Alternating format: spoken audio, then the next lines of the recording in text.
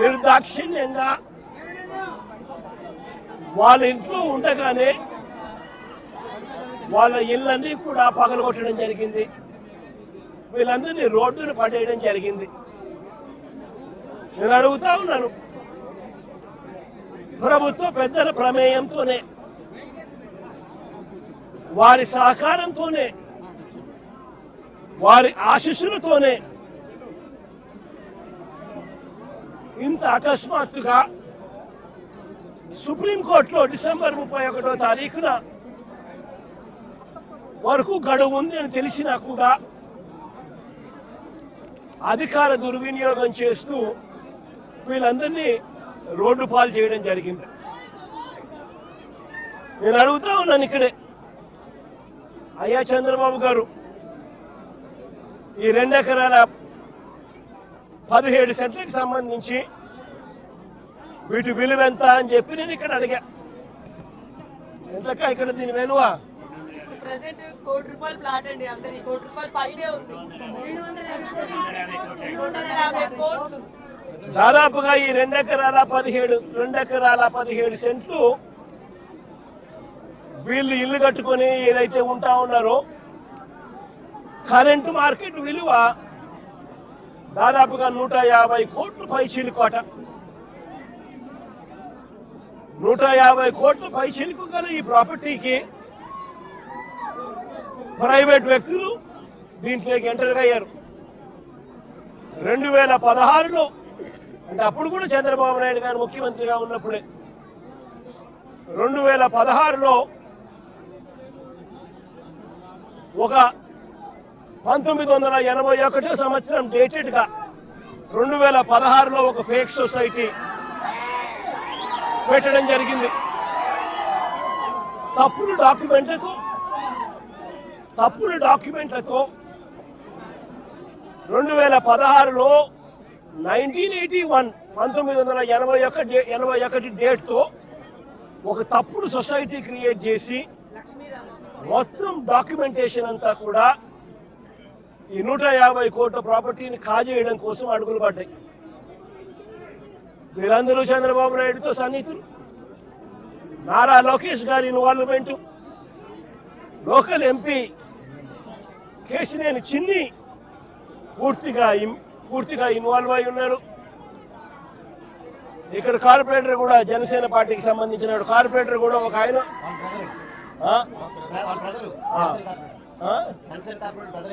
Janasena corporator సంబంధించిన వాళ్ళ brother కూడా ఇన్వాల్వ్ అయి ఉన్నారు. ఇంతమంది కలిసి అధికార దుర్వినియోగం అనేది ఎలా ఉంటుందన్న దానికి నిదర్శనం ఇది. ఓవైపున కేసులున్నాయి, సుప్రీంకోర్టులో కేసు జరుగుతూ ఉంది. డిసెంబర్ 31వ తారీఖు వరకు వీళ్ళకి వెసులుబాటు ఉంది.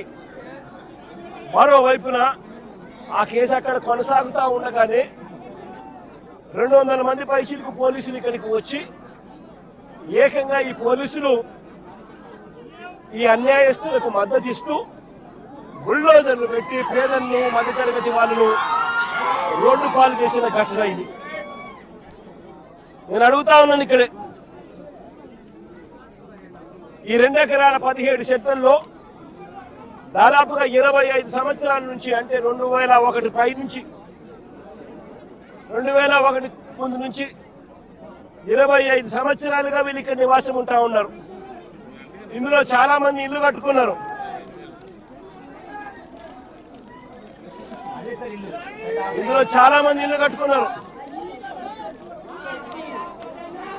ఈ ఇంటికి సంబంధించి, ఈ ఇళ్లకు సంబంధించి Vijayawada municipal corporation building plan approvals ఇచ్చినారు.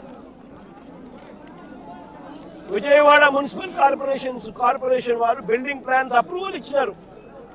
ఈ ఇళ్లకు కరెంట్ కనెక్షన్ ఇచ్చినారు, డ్రైనేజ్ కనెక్షన్ ఇచ్చినారు. ఈ ఇంటికి అన్ని రకాల అనుమతులతో పాటు ప్లాన్ అప్రూవల్ చేసి విజయవాడ మున్సిపల్ కార్పొరేషన్ వాళ్ళు వీళ్ళు ఇల్లు కట్టుకుంటా ఉంటే ఇళ్ళకు కూడా ప్లాన్ అప్రూవల్స్ శాంక్షన్ చేసి స్టాంప్ వేస్తారు. మరోవైపున బ్యాంకుల వాళ్ళు డ్యూ డెలిజెన్స్ పూర్తి చేసి వీళ్ళందరికీ లోన్లు కూడా ఇచ్చినారు. ఇక్కడ ఉన్న వాళ్ళు దాదాపుగా ఒక్కొక్కరు 20 లక్షలు 25 లక్షల రూపాయలు పైన వీళ్ళంతా కూడా లోన్లు కూడా తీసుకుని ప్లాన్స్ ఎలా ఇచ్చారో అని అడుగుతా ఉన్నా స్థలాలు వేరొకరివే అయితే ఈ ఇళ్లకు కరెంటు డ్రైనేజు ఇతర కనెక్షన్స్ అన్ని ఎలా ఇచ్చారో అని అడుగుతా ఉన్నా. వేరొకరిదే ఈ స్థలం అయితే వీటికి ఇక్కడ ఉన్న వాళ్లకు బ్యాంకు లోన్లు ఎలా ఇచ్చారో అని అడుగుతా ఉన్నా. రిజిస్ట్రేషన్లు చేశారు, బిల్డింగ్ ప్లాన్ అప్రూవల్స్ ఇచ్చారు, అన్ని రకాల పర్మిషన్స్ ఇచ్చినారు. చివరికి వీరికి బ్యాంకులు వాళ్ళు లోన్లు కూడా ఇచ్చాయి వాళ్ళ డ్యూ డెలిజెన్స్ పూర్తి చేసి. మన ఇన్ని సవ్యంగా ఉన్నప్పుడు ఇది ఏ రకంగా గవర్నమెంట్ ముందుకు వచ్చి వీళ్ళకి ఎటువంటి న్యాయము చేయాలి అని కనీసం ఆలోచన కూడా లేకుండా, ఎటువంటి ముందస్తు నోటీసు కూడా ఇవ్వకుండా,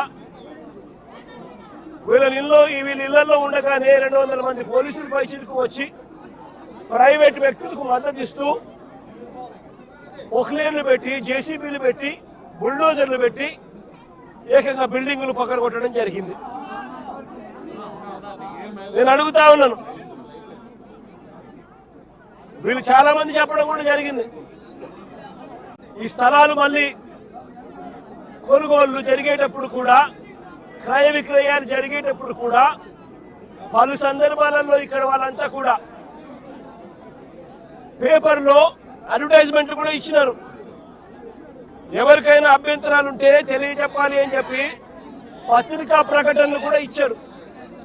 పత్రికా ప్రకటనలు ఇచ్చినప్పుడు కూడా ఎవరు కూడా అభ్యంతరాలు ఎక్కడా కూడా వెలుబుచ్చలేదు.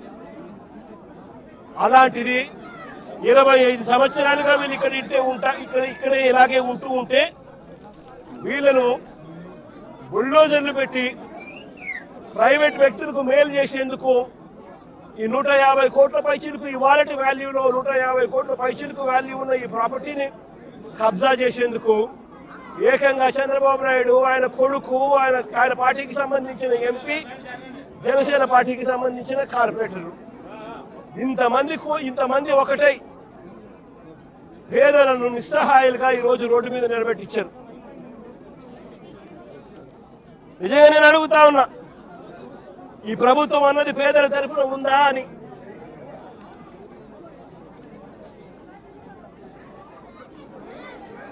ఎక్కడైనా ఎప్పుడైనా కూడా ప్రభుత్వం అన్నది చేయాల్సింది ఏమిటి? ఇటువంటి పరిస్థితిలో వచ్చినప్పుడు వీళ్ళంతా వెళ్ళి కంప్లైంట్లు కూడా ఇచ్చినారు. సాక్షాత్తు చంద్రబాబు నాయుడు కలిసినారు, చంద్రబాబు నాయుడు 3 సార్లు కలిసినారు, లోకేష్ 2 సార్లు కలిసినారు, అర్జీలు ఇచ్చినారు. చివరికి ఎవరికైతే వీళ్ళు అర్జీలు ఇచ్చినారో వాళ్ళే కుట్ర పన్ని, వాళ్ళ ఎంపీలు, వాళ్ళకి సంబంధించిన కార్పొరేటరు వీళ్ళంతా కలిసి కుట్ర పన్ని ఏ రకంగా వీళ్ళంతా కూడా వీళ్ళకి అన్యాయం చేశారు అన్నదానికి నిదర్శనం ఇది. నేను ఒకటే అడుగుతా ఉన్నా, అయ్యా చంద్రబాబు నాయుడు గారు, ఇక్కడే కాదు రాష్ట్ర వ్యాప్తంగా కూడా ఇదే మాదిరిగా కొనసాగుతా ఉంది. రాష్ట్ర వ్యాప్తంగా కూడా అనేక చోట్ల ఎక్కడైనా చిన్న లిటిగేషన్లు ఎక్కడైనా ఉంటే డైరెక్ట్ గా తెలుగుదేశం పార్టీకి సంబంధించిన నాయకులు, ఎమ్మెల్యేలు ఇన్వాల్వ్ అయిపోతా ఉన్నారు. లిటిగేషన్ ఉన్న చోట వీళ్ళంతటి వీళ్ళే అడుగు పెట్టేసి ఆ ల్యాండ్ కబ్జా చేసేస్తా ఉన్నారు. కొన్ని చోట్ల వీళ్ళే లిటిగేషన్ క్రియేట్ చేస్తా ఉన్నారు. వీళ్ళే నిషేధిత జాబితాలో ప్రాపర్టీస్ ను బలవంతంగా పెట్టించేసేస్తున్నారు. వీళ్ళే లిటిగేషన్ క్రియేట్ చేసి వీళ్ళే కూడా కబ్జాలు చేసే కార్యక్రమాలు జరుగుతూ ఉన్నాయి. రాష్ట్ర వ్యాప్తంగా ఇదే రకమైన అన్యాయం కొనసాగుతూనే ఉంది.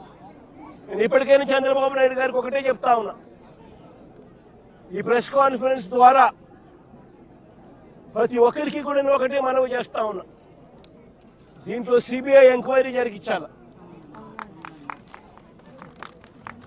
ఇక్కడ ఏ రకంగా చంద్రబాబు నాయుడు గారు కొడుకు, ఏ రకంగా తెలుగుదేశం పార్టీకి సంబంధించిన ఎంపీ ఏ రకంగా వీళ్ళంతా కూడా ఇన్వాల్వ్ అయ్యి ఇంక్లూడింగ్ జనసేన కార్పొరేటర్తో సహా ఏ రకంగా వీళ్ళంతా కూడా దీన్ని కబ్జా చేసే కార్యక్రమం చేస్తూ ఉన్నారు అనేది ప్రజలకు తెలియాలి. ఇంతకుముందు చంద్రబాబు నాయుడు గారు ముఖ్యమంత్రి గతంలో ఉన్నప్పుడు 2016లో ఒక ఫేక్ సొసైటీ క్రియేట్ చేసి 1981 డేట్ వేసి ఏ రకంగా పేదల ఆస్తుల మీద పేద ప్రజల ఆస్తుల మీద ఏ రకంగా కన్నేశారు అన్నది కూడా ఇవన్నీ బయటికి రావాలి. ఇవన్నీ కూడా రాష్ట్ర ప్రభుత్వం కోర్టుల్లో ప్రజల తరపున పేదల తరపున మధ్యతరగతి వాళ్ళ తరపున ఆర్గ్యుమెంట్ చేయాల్సింది పోయి వాళ్లకు తరపున నిలబడాల్సింది పోయి వీళ్లకు వ్యతిరేకంగా రాష్ట్ర ప్రభుత్వమే స్వయంగా కోర్టులలో వ్యతిరేక అఫిడవిట్లు వ్యతిరేక పిటిషన్స్ వేసి వీళ్ళకి అన్యాయం చేయడంలో రాష్ట్ర ప్రభుత్వం తన పాత్ర తాను పోషించింది. వీటి అన్నిటి మీద కూడా ఎంక్వైరీ జరగాలి. జరిగి దోషులను అది చంద్రబాబు నాయుడు కావచ్చు, లోకేష్ కావచ్చు, తెలుగుదేశం పార్టీ విజయవాడ ఎంపీ కావచ్చు, ఇక్కడ తెలుగుదేశం పార్టీ ఇక్కడ జనసేన కార్పొరేటర్ కావచ్చు,